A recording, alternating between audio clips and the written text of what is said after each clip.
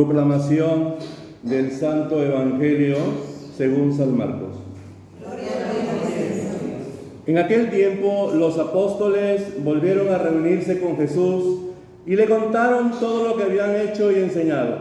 Entonces él les dijo: vengan conmigo a un lugar solitario para que descansen un poco, porque eran tantos los que iban y venían que no les dejaban tiempo ni para comer. Jesús y sus apóstoles se dirigieron en una barca hacia un lugar apartado y tranquilo. La gente los vio irse y los reconoció.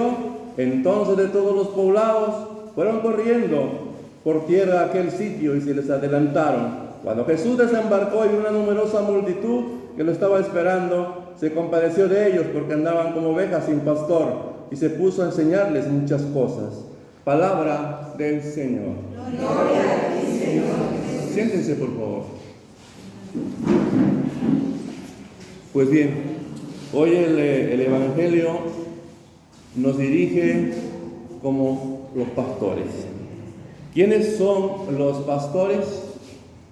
Dentro de nuestra iglesia tenemos desde el Papa, su santidad, que es el pastor, el vicario de Cristo, los obispos, los sacerdotes, los diáconos, los celebradores, los catequistas, todos los movimientos que conformamos en nuestra Santa Iglesia Católica y Apostólica, con mucha dignidad y con mucho amor, en el nombre de Jesús.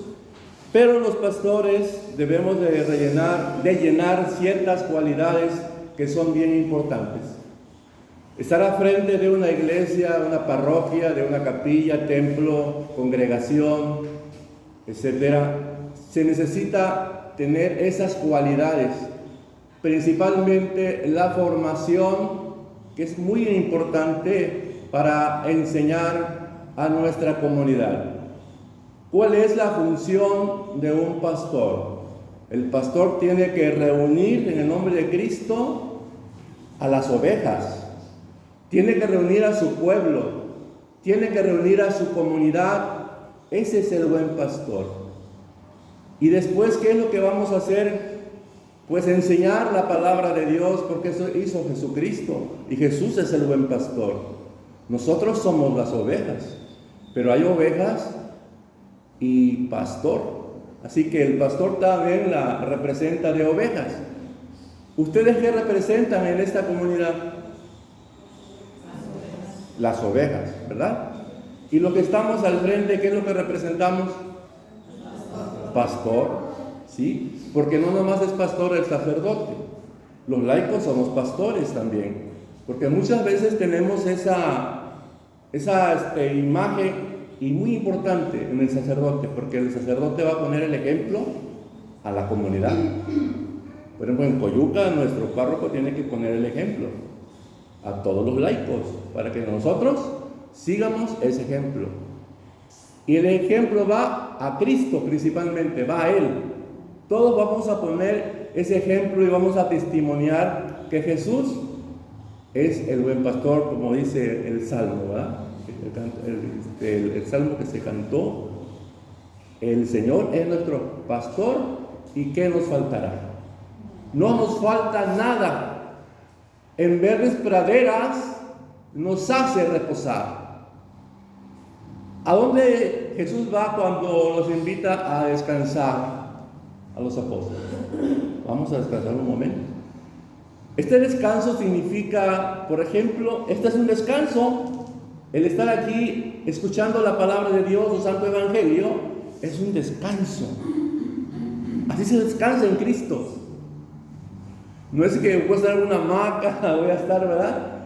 Voy a descansar en una forma espiritual, así como están ustedes sentaditos, disfrutando de este hermoso momento de la escucha de la palabra de Dios. Ese es el descanso. En el reino de Dios no se deja jamás de hablar en su nombre, jamás de anunciar el reino del Señor. Es importante. Ahora bien, hay que entender que hay pros y hay contras en los pastores.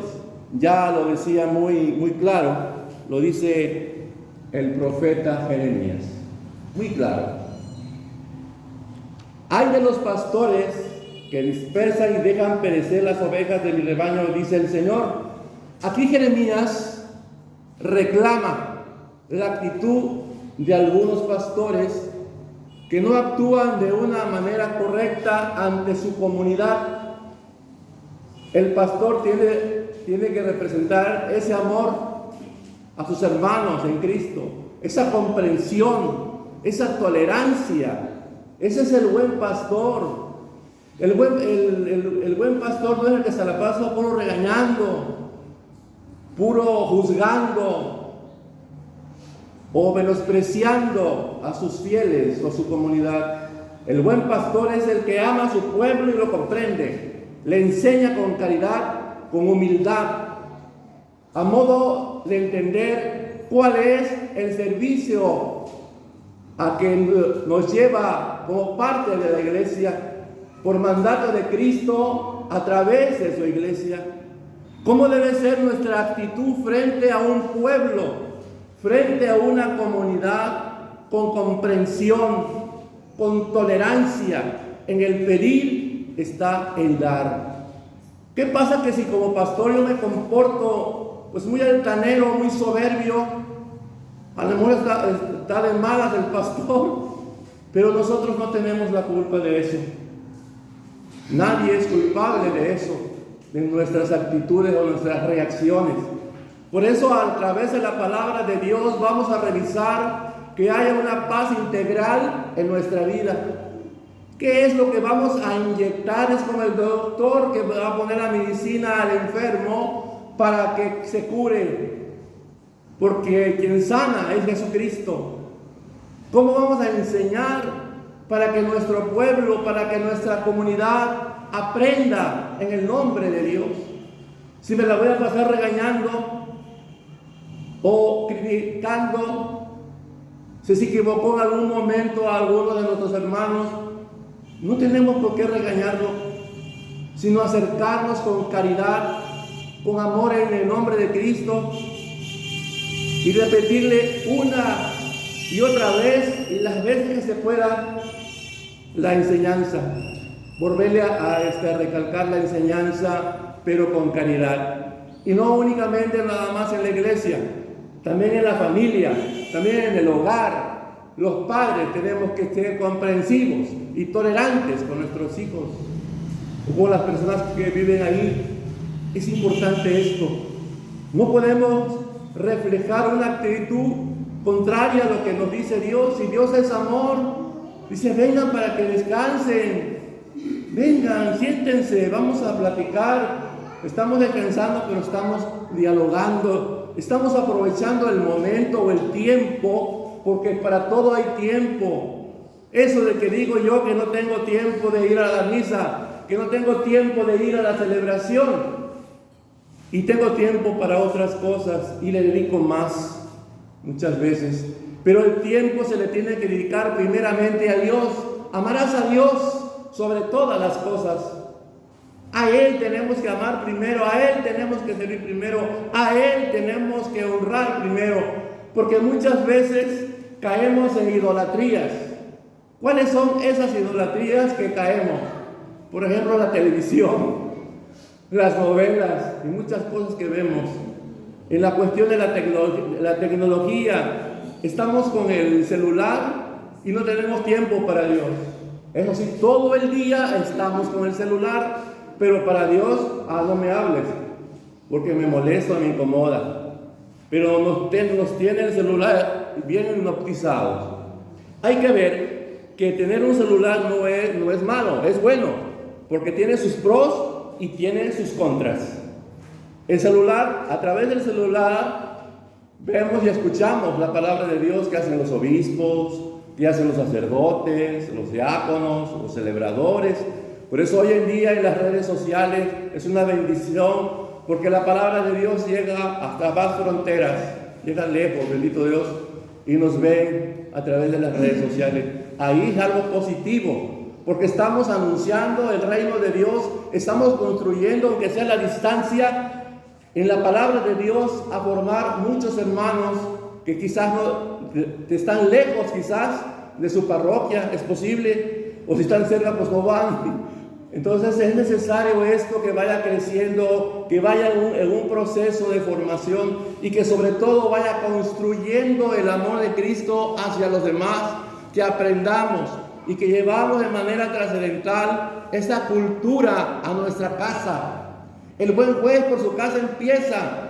Los padres tenemos que poner el ejemplo a los hijos, a los nietos, mostrarles el camino de Dios. Eso es bastante importante, hacer un esfuerzo. Pero ¿qué sucede cuando caemos en el materialismo? Caemos en otras cosas y le damos mayor prioridad a cosas materiales que las cosas que nos ocupan. ¿Y cuáles son esas cosas que nos ocupan? Aprender la palabra de Dios. Alguien debe estar capacitado para que nos enseñe. Los celebradores y todos los que trabajamos en la iglesia al servicio de la pastoral debemos estar formados, y no nomás con una vez. Hay que seguir un procedimiento de formación pastoral integral, porque nuestra vida es integral, es pastoral nuestra vida. ¿Sí? El buen pastor, ahí está el ejemplo, Jesucristo es el buen pastor, y Él nos reúne todos los domingos en la parroquia, en la misa, aquí en nuestra comunidad, nos reúnen, y Él nos da un mandato. Al momento que Él nos habla de su palabra, nosotros también tenemos que hablar, tenemos que anunciar lo que Él nos está dictando en nuestro corazón. Ahí está algo tan importante, porque esa es una medicina que nos va a curar y nos va a sanar. Quizás otros hermanos, como ellos les decimos, no tengo tiempo, vamos a buscar el momento de que la palabra de Dios llegue. De eso se trata. Si no nos esforzamos por lo que Dios nos ha dado un mandato, estamos cometiendo un pecado. Porque dice Él en el Evangelio de San Mateo, capítulo 28, versículos del 16 al 20, que dice así: vayan por todo el mundo y anuncien mi nombre. Enséñenles a cumplir lo que yo les he enseñado y mandado. Bautícelos en el nombre del Padre, del Hijo y del Espíritu Santo, porque yo estaré con ustedes todos los días de la historia, hasta el fin del mundo.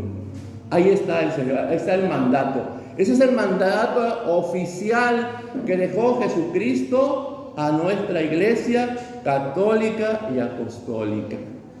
Nuestra iglesia es santa.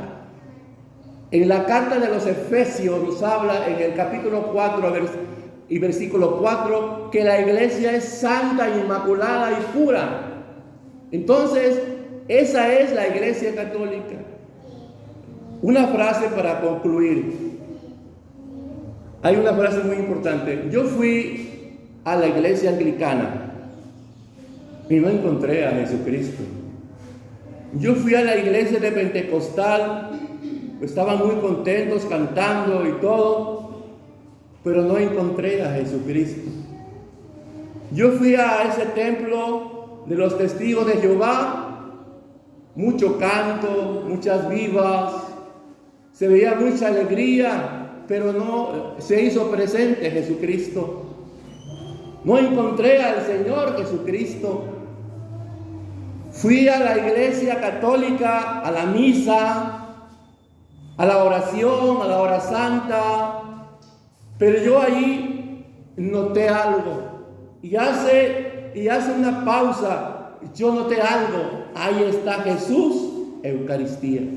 Sentí que Jesús ahí está presente. ¿Por qué? Porque Cristo fundó la iglesia. ¿Sí? Cristo es el fundador de la iglesia católica y apostólica. Y ante ella dejó responsables. ¿Quién fue el responsable que dejó Cristo? ¿A quién dejó de los apóstoles? A Pedro, San Pedro. Ese fue el vicario de Cristo. Y así sucesivamente hasta nuestro actual Papa. ¿Cómo se llama nuestro Papa actual? Francisco, ¿verdad? El Papa, su santidad, el Papa Francisco. Bien, pues así ha ido caminando, ha ido de forma procesal, caminando la iglesia a través de la historia, de los acontecimientos, ha seguido caminando y seguimos caminando también aquí en Coyuca, en nuestra parroquia, trabajando al servicio de Dios, servicio de la iglesia y al servicio de nuestros hermanos. Así que hay que ser buenos pastores. ¿Y cómo se es ser un buen pastor? Obedeciendo a Dios, cumpliendo su mandato, cumpliendo su voluntad. Ese es el buen pastor, que cumple. No que ratito ya se lo olvidó y ya empieza a manifestar otras actitudes, otras reacciones que no son correctas. Por eso es necesario. Por eso en el Catecismo de la Iglesia Católica, en la numeralia 908 dice que los laicos tenemos iniciativa, que los laicos tenemos que hablar. No estamos dormidos, porque no somos una iglesia católica dormida, sino una iglesia despierta, porque así la dejó Jesús, despierta. Una iglesia que tiene libertad, una iglesia que tiene derechos, y que todos nosotros los laicos debemos de hablar. No tenemos por qué quedarnos calladitos, no. Tenemos que hablar, no para entrar en disputas o alguna situación o conflictos, no. Es para entrar en un criterio, para decir como laico yo tengo derecho de dar mi opinión. En una comunidad se tiene que tomar iniciativas para el trabajo de la iglesia, entre todos. Como celebrador yo no puedo solo, necesito pues también de ustedes, porque somos equipo, ¿no? Como dice las noticias, somos un equipazo, ¿verdad? Entonces eso es bien importante, que seamos ese equipo. Ustedes también deben ser pastores y pastoras, pero para eso necesitamos reunir también estas cualidades que Jesús nos presenta. Sobre todo el compromiso. El compromiso es principal. Comprometerme con su iglesia, comprometerme al servir a Dios a través de su comunidad. Ese es el compromiso. Si no, entonces ¿qué sentido tiene? ¿Qué sentido tendría si yo no quiero el compromiso? Entonces no sigo a Jesucristo, no lo estoy siguiendo. Entonces no amo a Cristo.